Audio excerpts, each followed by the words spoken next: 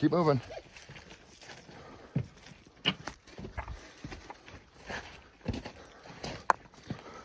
Dude, you took me the hard way. Come on.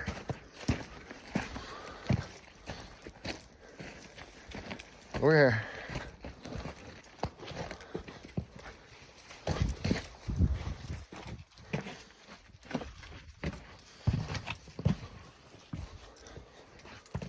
To the left.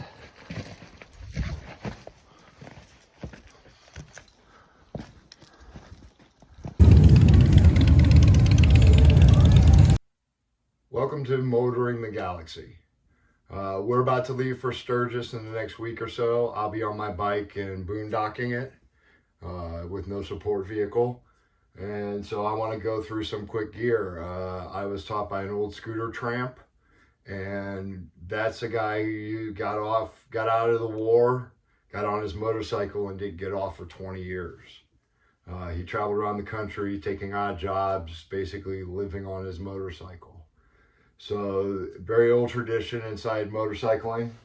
We start out, of course, camping here with our tent and our sleeping bag, and cooking and water. One of the things I carry that a lot of people don't is a collapsible water bucket. So this allows me to use my gray water, wash my hands, wash my dishes, that type of thing. Of course, when you get out into the wilderness, you're going to want your hat, okay, and your scarf, because those elements really do take their toll on you. You wonder why a lot of these old-time pictures had guys with hats and scarves.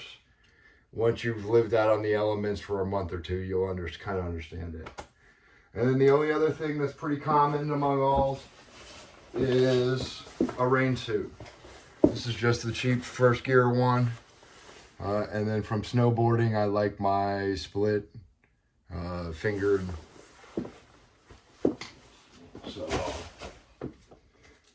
So this is pretty much all I carry. What I do carry it in is a single backpack. My clothes tend to go into my saddlebags. I have my old ruck from the military. I lay this across the back seat, across the saddlebags, attach it to the sissy bar, and then put a backpack on top of it. And this one bag carries all my camping gear, plus a little bit of my clothes, usually my socks, because I tend to throw away socks on the road. The other common thing is $35 for a duffel bag, sea bag, and you'll see these attached to the back of the sissy bar in the vertical position. And again, it holds all my camping gear and then some of my clothes. So the camping life's about where you're going, how long you're going to be there, and how comfortable you need it to be for yourself.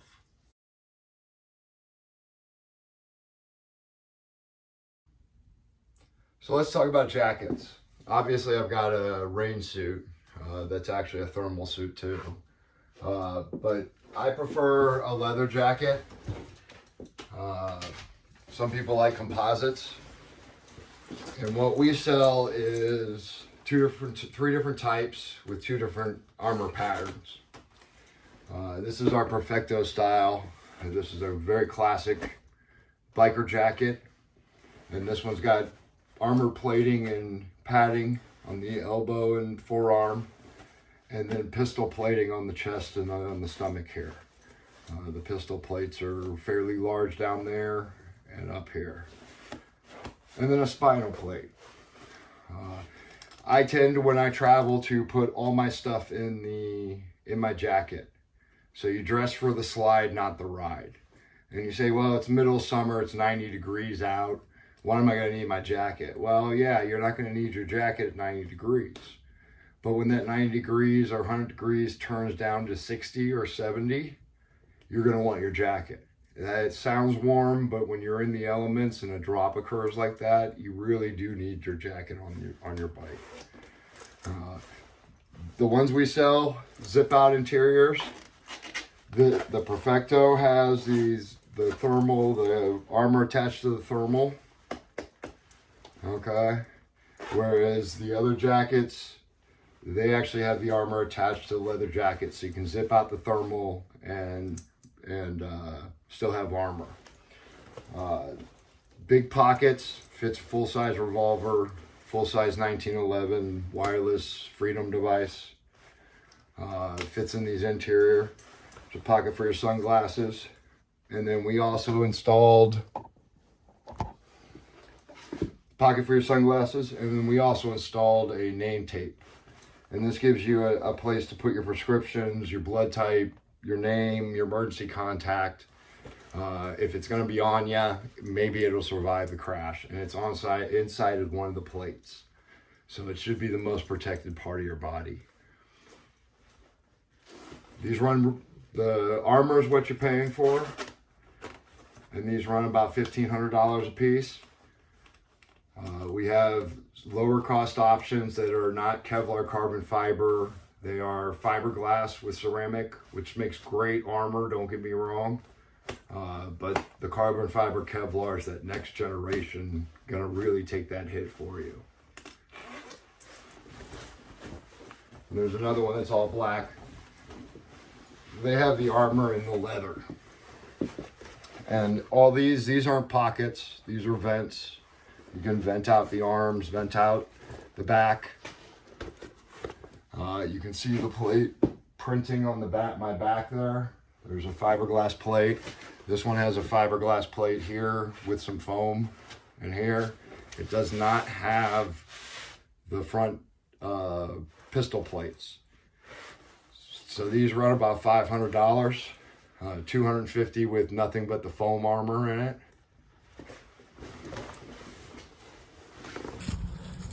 Here's part of one right here.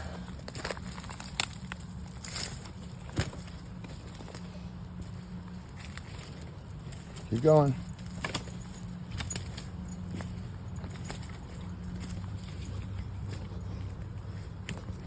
I'm Brian Stofield, and you are watching Motoring the Galaxy. Traveling doesn't have to be expensive.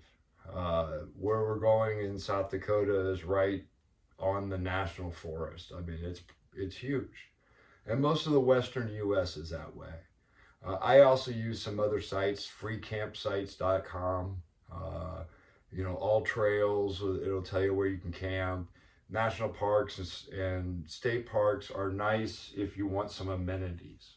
You want to feel like you're there, but you're still $8, $9, $18, $20 depending on the campsite. So the National Forest in the Black Hills has a lot of trails, the ATV, UTV trails. You can get off on those. The forestry department, the forestry trails go up that way. It's actually pretty quiet out there, and I've traveled twice now there. But on any BLM land, I very rarely ever have I interacted with anyone. So even in Colorado and Nevada, and you can go out into these public lands and camp. And you can find these public lands actually on the East Coast too, but the West Coast really has them in huge quantities.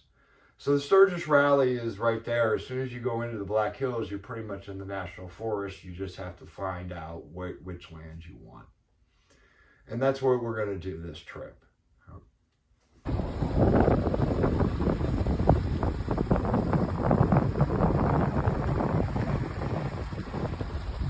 There are some rallies you can't boondock at. And these are more the East Coast rallies. Daytona is a great example. There's no free camping around there. So you're very limited on going to those type of rallies. This last Daytona, I hadn't been there in almost a decade because I used to live north in South Carolina. So Sturgis is not one of those rallies. Laconia, you could have boondocked at Laconia, small Sturgis, little Sturgis, you can boondock. There's a lot of rallies you can boondock at, and that does save you quite a bit of money. The National Forest, the BLM land, even just a state park, you'll find is a lot cheaper than getting a hotel. How do you get showers? How do you get bathrooms? That type of thing. I do bathe in the lakes and streams. Most truck stops, it's $5-6 to take a shower in, wear shower shoes. Or once a week or so, I'll get a hotel room if I'm really on the road for a long time. And that may be to charge my equipment. You'll notice I'll get into electronics. This was all just my camping gear. I'll get into the electronics I carry with me. I carry a lot less than you think I do, than most people do. The one thing you're going to learn when you start traveling on the road, and especially in the USA, is you're never far from a Walmart. You can always get socks and underwear. And so I don't even wash my socks. Half the time I'm throwing them away and get another bag, right? $12 bag of socks. Hitting the flea market and getting a bag, a whole bunch of socks for $4. Okay. T-shirts. T-shirts the same way. I'll go, if I rip the t-shirt or I destroy stuff, half of the time on the road, you're going to destroy and lose equipment. And you may destroy up to 50% of your equipment. So t-shirts are a great example. I can go into Walmart and buy a $7-8 t-shirt and get away with that, right? So in the USA, it's really easy to get parts. It's really good. So you don't need to carry that stuff unless you're really going remote like I do sometimes. And I will carry more tools than I usually do on this trip. But on average, no. My bike's pretty reliable, and if I break down, it's a blown tire, and I can't carry those. There's no reason to.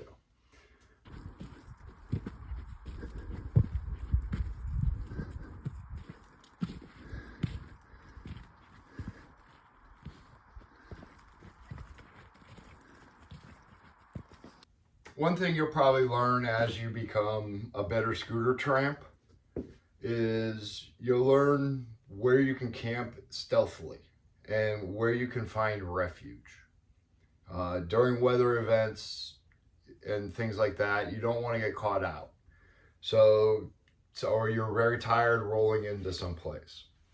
One of the places I've used in an emergency is churches. Most churches are perfectly fine with you camping there. What you can do is you look for spots on the satellite map, spots of heavy trees and vegetation. You'll find them in center divides. You'll find them a lot of places. And as long as you're in late and out early, you're fine camping there.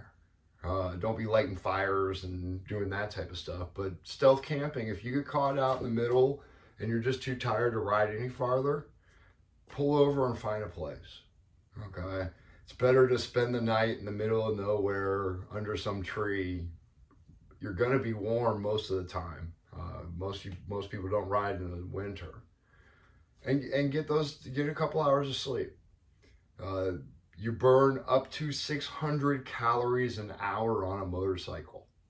So you're taking a beating. I don't have a front windshield. I put stuff on the front of my bike, but I don't have a front windshield. And I get beaten up. I can feel it in my neck. And one guy looked at me and goes, "Oh, you could probably headbutt a brick wall right now after a year of riding," right?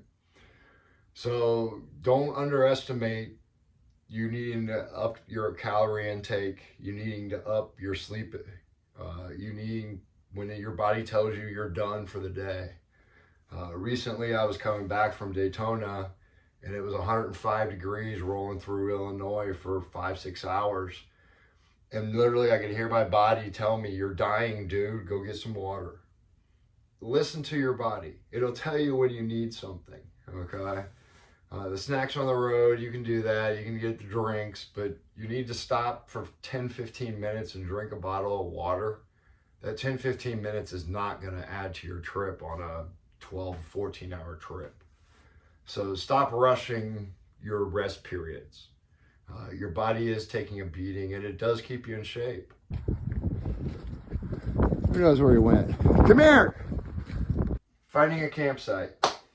This is always an interesting one. The rules for South Dakota, you have to be 100 feet off the road and 300 feet from a major stream and a half mile from another official campsite. And then you can boondock almost anywhere.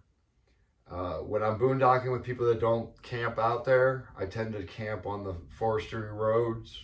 They usually cut off some, there's spurs that go off into the woods so they can get to some of those trees, and I'll grab that. It's not actually a road, it's a path that they take vehicles on. So that's the way I do it there. When I'm alone, I tend to drive off into a woods section, find a nice clearing, and set up a little camp. There is a difference between rolling into a place and rolling out the very next morning, and rolling into a place for 2 weeks like we're going to do at Sturgis, and actually setting up a camp. You can do things, you can make yourself a lot more comfortable, you can assure yourself that you have a great view, there's a lot of different things. One of the campsites I'm looking at, because again I scouted before I looked this time, is actually right above Deadwood and Lead. It's not even 2 miles outside the town. And it's on the hill overlooking it, which means I'll probably have Wi-Fi and cell phone service also. Just because you're out in the woods, don't think especially in the mountains, if you can get a good view to a big town, you can get your service. For those that need their electronics. So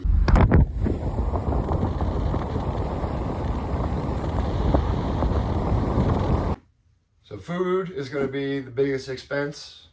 Do not eat downtown. Don't eat down in those areas. Obviously, you got to eat at the local places, the really local places, outside the main area of Sturgis, Deadwood, that area. You can get decent meals for very cheap. Okay. So if you're not into cooking on your fire on your own and eating sandwiches during the day, and you want to have an actual hot meal, that's the way to go. Is go away from the main part of the rally and hit a fast food joint, right, or a local joint. What I'm going to use is I'll be using a lot of the grocery stores. So when I go to camp, I'll probably find a camp. Because I'm going to be early in the rally, I'll find a camp, set up camp, go down, get provisions, bring it all back up to camp. So I may empty out all my backpacks, take them down to the grocery store, fill them all up, drag it back up there.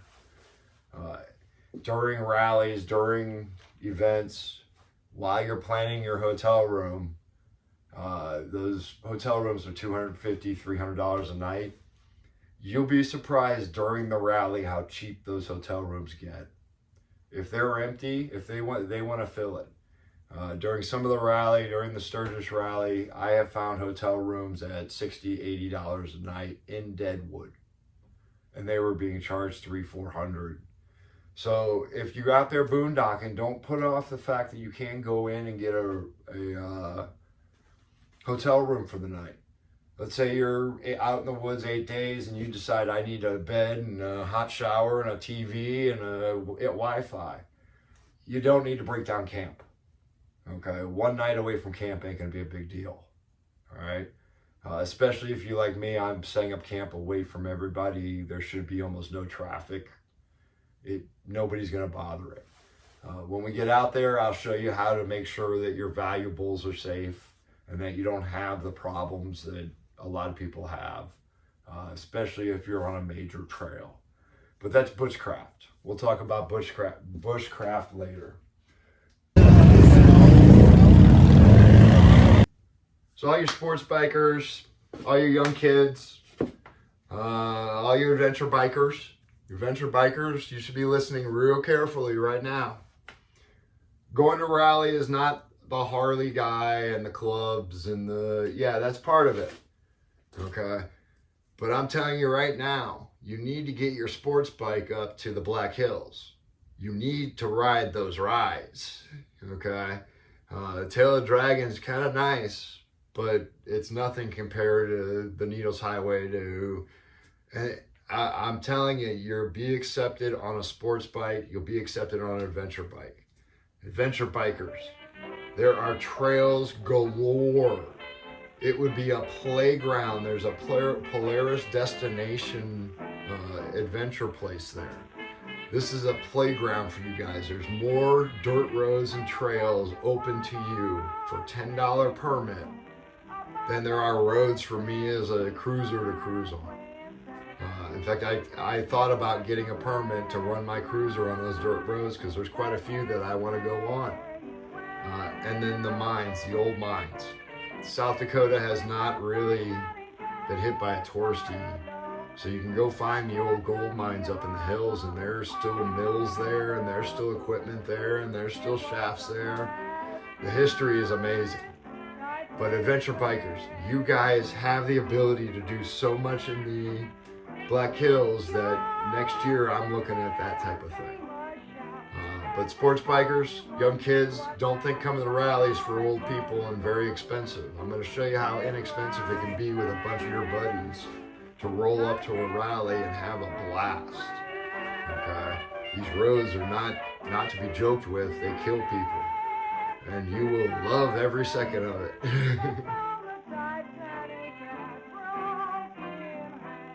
So you're not in the US. And you're hearing me talk about Sturgis. Maybe you're in India, maybe you're in Korea, maybe you're in Australia, maybe you're in Europe or Africa. Come to a rally. If you're going to come to the US and you love motorcycles, come to a rally. Okay? It doesn't have to be a big Sturgis one, but grab one. Grab a decent one, especially a riding one if you're going to be able to get a bike. Okay? Grab a Laconia or the Sturgis or some of the other out west. But come over expecting that everybody's going to like that you're there.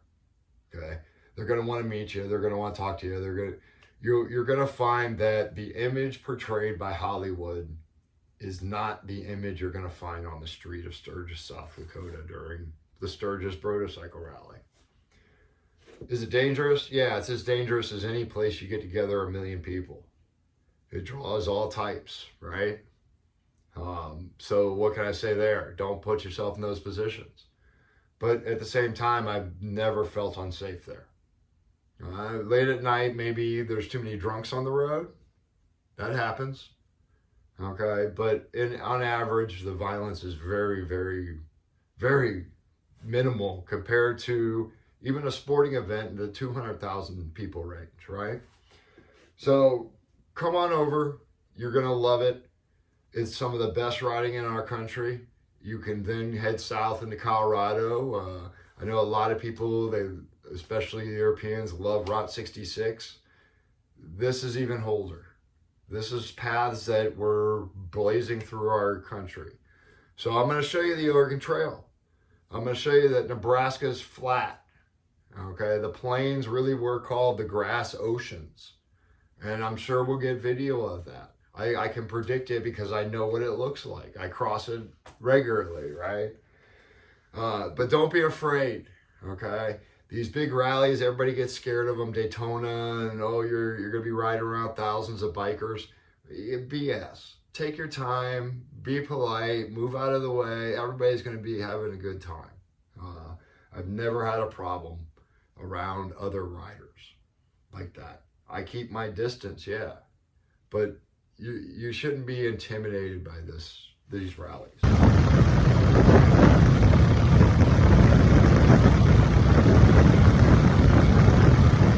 So planning a trip like this, you decided you wanted to go someplace. Let's say you're going to Sturgis, since we're talking that.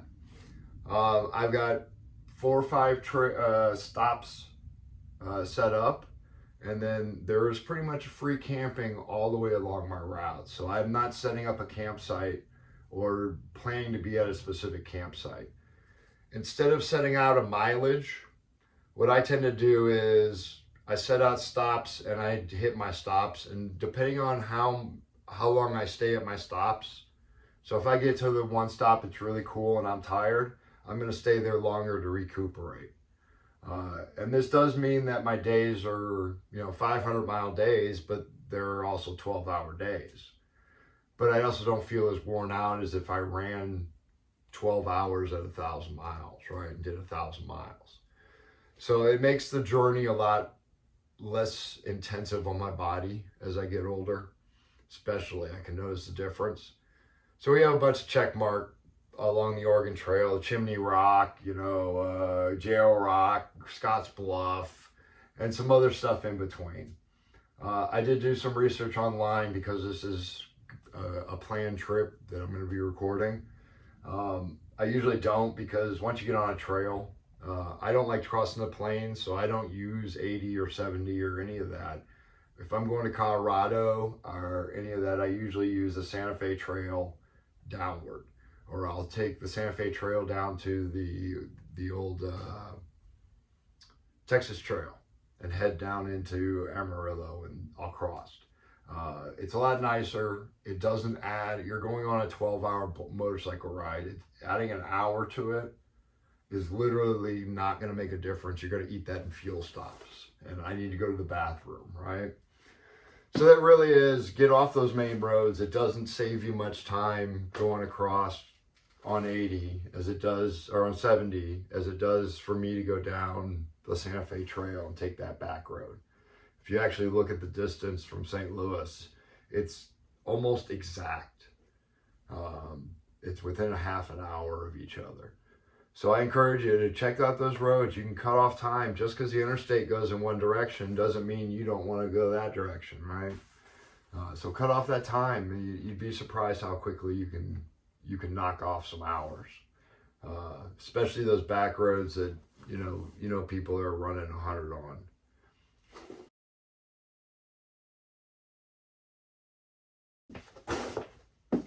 This trip out to Sturgis, we are going to be going through Nebraska, so I have to have a DOT helmet so the police don't bother me with the Mandalorian.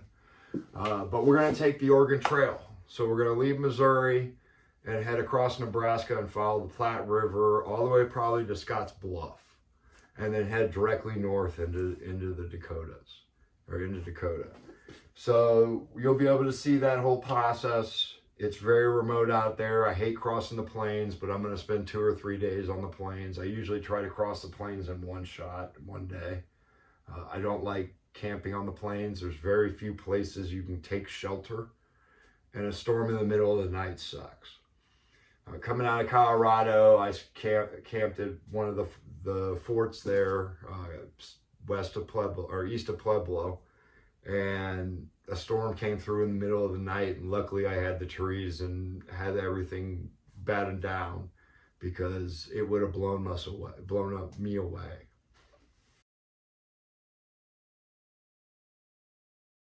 So when we go to Sturgis, yeah, we see a lot of cruisers, we see a lot of Harleys, we see a lot of, the old school bikers, the choppers, but we are starting to see the sports bikers and the adventure bikers and the other types of bikers, even scooters, including the three-wheelers, right?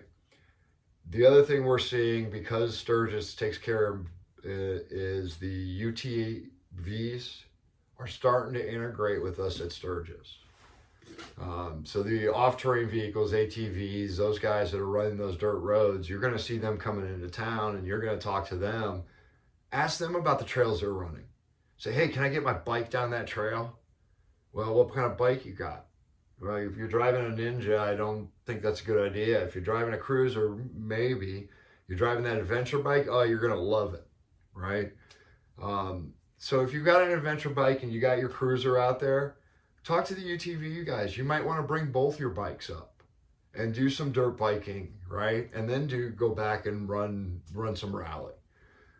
As I said, this is ride your own ride, do your own thing. That's what the biker culture has, is within the structure, you get to do it. Okay, you want to take a Ninja and you want to put freaking dirt bike tires on it and run it up the freaking mountain? We're going to love it. You want to dress up as Mandalorian, and this guy's down in Phoenix, got the whole speeder bike and everything? Nobody's going to say a freaking thing. We're starting to see it with the kids and the helmet covers, like the Bunny Rabbits and the Elmo and the Cookie Monster. They're out there making people smile.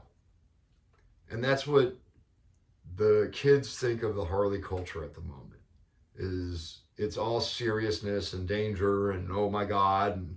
And they're out there dancing in front of the traffic light, making the whole van full of kids scream and erupt in laughter, right? Because there's Elmo on his motorcycle dancing in front of it. There's Pikachu.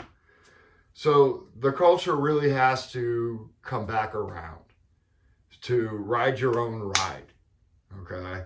I don't give a shit what you're on as long as it's two wheels. Come to the motorcycle rally. I don't give a shit what you're driving. It's got four wheels and a big engine and it's fast or it looks pretty. Awesome. Do your own thing. Okay. Conformity has never been an American value, and it sure as hell ain't a biker value.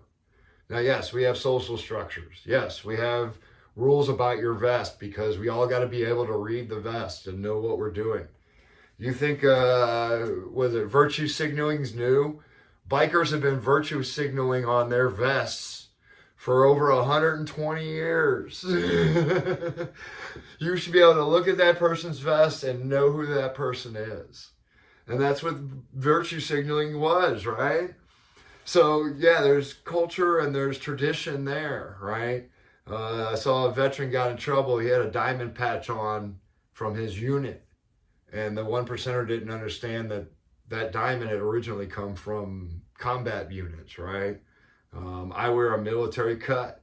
Mine is not a vest. Mine is a cut. It's a K-U-T-T-E because I took my military uniform and cut the sleeves off. I cut my rank off, right? And I've been wearing that since 2001 when I got out of the military. So there is structure, there is hierarchy, there is ways to integrate yourself. But yeah, it's really ride your own ride. And at Rally, it's ride your own ride. You came there to ride. Okay, I came there to look at bikes. I came there to be around people that enjoy the same thing I do, right? One thing I've noticed is this industry, I haven't heard a negative word, okay? Yes, I've heard criticism, but I haven't heard a negative word about startups, science, any of that, okay? It's garage engineers, it's shade tree mechanics, it's artist fabricators, it's business owners. That's the cross section I'm seeing of the bikers. And this goes even for the kids. The 1960s metric choppers are becoming popular because they can't afford to chop a Harley. But I can go get a $300 1960s Honda GS 700, 650, whatever, and start chopping it up and making a chopper out of it. So there is a different culture. I had a kid bring me a Chinese scooter. And I said, look, put that away. Let me go get you this motorcycle here. And now he's afraid of the motorcycle, right? But if you have to show the kids how to work on the Chinese scooter, it's still a small engine with a carburetor. So that's where the culture needs to adapt. We need to take the sports bikers who are hooligans and get your dad out of your head and let them do their tricks down the road, okay? Doesn't look us look bad, it makes them look bad. We don't care. So ride your own ride.